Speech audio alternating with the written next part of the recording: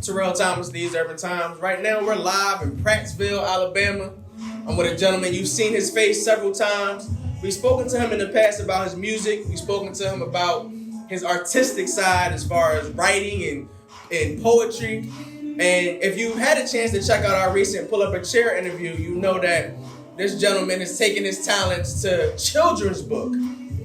We praise you for the work that you do in education as a teacher, but now being an author and actually helping kids to reach their dreams and giving parents another way to reach their children and help them grow. It's great to sit down and talk with you. Jacoby, how you feeling today, good sir? I'm feeling blessed, man. I'm feeling blessed. I'm excited. I'm just thankful for God allowing me to be able to have this work to be presented to you all, man. I'm thankful for this event. Thankful for everyone pulling up and continue to pull up and continue to purchase the book. So it's a blessing, man. It's definitely a great blessing that I'm very proud of. So explain to our audience, explain to parents out there. Hopefully we'll get some teachers and some school leaders to see this interview. Talk to us about this phenomenal book that you have right now, The Words I Speak, I See. Yeah, man, this is called, like you said, it's called The Words I Speak, I See. And it's about a young boy who battles with self-love, acceptance at home, and acceptance from at school. So, he feels like an outcast, and he's battling with a lot of mental issues as a young black man. And it really doesn't have to be just about black kids or black people, but it really pertains to everybody. So I really made the book not just for kids. If you can read, it's for you. But this book is really mainly about this kid who struggles with those things, and he begins through his journey. By the time at the end of his journey, he begins to realize and he starts to know and understand that the words that he speaks upon his life or throughout the day, or in the thoughts that he thinks throughout the day and constantly through the night, they can either change the trajectory of your life positively or negatively. Because like I said in the Bible tells us that the words we speak are powerful. Whatever a man speaketh, so is he. So if you're consistently speaking negativity over your life, or if you're always down on yourself, or you always have someone that's doing this around you doing that, you're gonna start to you're gonna start to ingest that, and you start to think that's what you are, that's what you become. So, and what it's the same for your thoughts. You're constantly thinking negative is gonna happen. So I made this book so kids can progress their mental stability and start to work on affirmations and affirming and encouraging themselves each day to be the better person that they were before. Trying to low-key dig themselves out of a depression or a rut that they have been in. I understand that we all need help from people, when we going through mental issues like that. But sometimes, we gotta get alone, and we gotta approach ourselves and look in the mirror and get ourselves out of these situations by changing our mindset and really putting in the work to be a better person. I think it's very dope because people don't understand or highlight that our young people, that our children go through depression as well, that they have mental health issues and that we need to focus on their mental health and their mental well-being as well. With you being a teacher, we're moving into year 3 of the pandemic. It's been difficult for several educators. It's been difficult for students. What are some things in which you've seen in school, in person and virtually, that have been some challenges in which children have been facing over these last few years? We just been I know at my job we've been experiencing a shortage of teachers. A lot of our students are either also becoming a little sick, so we have to be cautious with them. But it's a battle. It's an up and down battle that they're going through, that we're all going through collectively. But man, I just pray that we make it out of this safely. Because while our kids in school, we looking at this social media and stuff like that. Social media really plays a part in our kids' mental health. As we looking at our children, because you got a lot of kids who bully at school. You got they're either getting bullied online for the way they look, or the way they dress, or the things that they like and the way that they act.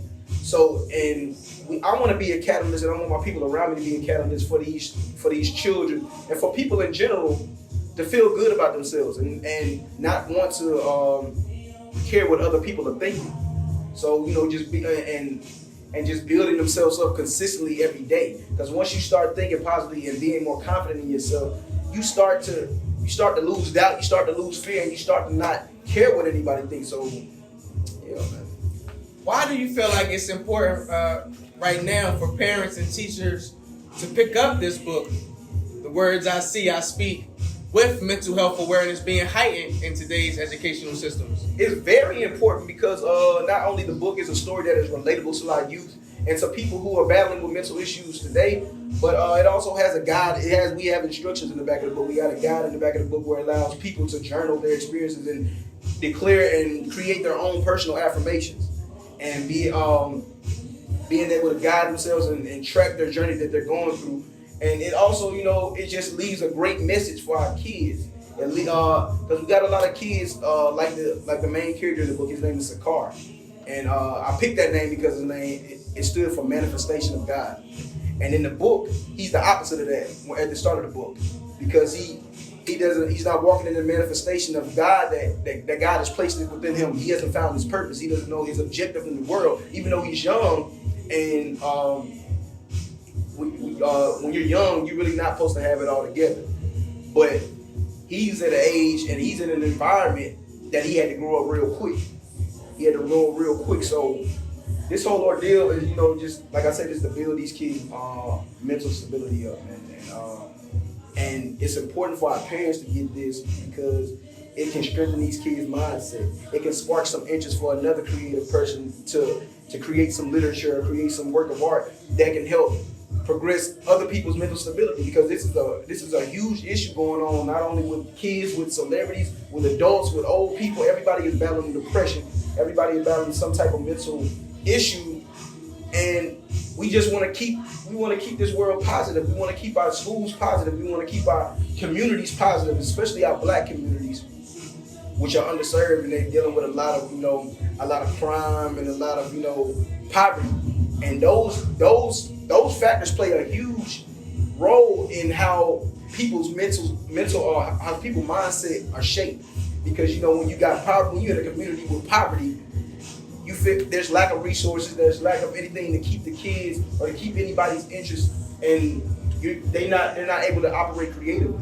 Because if they're wondering, if they don't have anywhere to, say they don't have like a Boys and Girls Club or a park to go to because a lot of people are shutting them down, the communities are shutting them down, or they don't have anything applicable for them to do to keep them off the streets.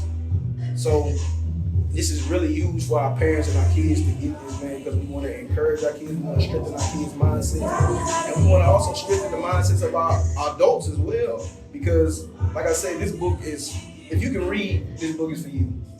This book is definitely for you. So I'm just encouraging everybody, if you're about pushing towards progressive mental health in our community, then grab the book, man. And some of our proceeds are going towards also helping out with schools and programs that have kids with autism. So we're going to help provide resources for those kids as well. And we're also working on creating mental health programs for our underserved communities out here in Montgomery. This one we're going to start first. So, why did you feel like it was important to highlight or focus on children with autism and also give them daily affirmations, things that will help them grow spiritually and mentally? Man, because I work with kids with autism. I've been working with them for about 4 years, and those kids are a joy to me. And I see the struggles that they deal with daily as well, because even though they learn different and they operate different, they still battle mental health problems as well. Because I observe my kids consistently. I know my kids, so I understand what they're going through, because I was once in the same predicament with my depression, and that's what influenced me to write the book. That was another influence that helped me write the book. Me being in the depression and working on getting myself out of it, and working on encouraging myself to be better, working on providing a spark to other youth and to other individuals. And the kids, we want to create affirmations for those kids as well, so they can get them to feel good about themselves as well. I dig it. How can people purchase the book? How can they go about? How can school leaders? How can parents? How can people go about contacting you, or just reaching out and purchasing the book? Yeah, man, you can go on my website. Let me pull my phone out. My pre-order website. I don't know about heart, but we gonna get it out of the way, man. And while you're doing that, I'm gonna just I'm gonna give our audience a little preview of some of the things. As you said, it's a portion in the back where you can do your own writing. And got some quotes. Even got my man MJ up there. Yeah. You must expect great things of yourself before you can do them. Right. So it's giving you some dope affirmations as you're reading and as you're learning. But you can go to my website and pre-order the book, authorjbrowder.com, or you can just simply Google Jacoby Browder and the words I speak, I see. Because my publisher, she had told me it should be on every store now. It should be. I know it's on Amazon. Yes, indeed. So you can go get it on Amazon, or if you're here at the event, we got books on hand. So just contact me. Follow me on Instagram, Jacoby_X, JACOBY_X, or just simply go to my website, authorjbrowder.com. Terrell Thomas, These Urban Times. We're live again right now in Prattville, Alabama. It's gonna be a great evening. Support this man, great father, great teacher, great leader. Right now we're focusing on his written work and his poetry, but he's a great musician as well. Great man all around. Make sure you stay tuned. Get in your social media one more again. Oh man, follow me on Instagram, Jacoby_X, JACOBY_X. Also follow my business page, AFA Inflatables LLC on Instagram. My Facebook fan page, Jacoby X Music fan page. And yeah, man, my Twitter is Browder Jacoby, BROWDERJACOBY. Y'all get in contact with me, man. I'm not bougie. I follow back, man. We just trying to progress our communities, man. We trying to progress our society. So let's partner up. Let's collab. Let's do this thing, man.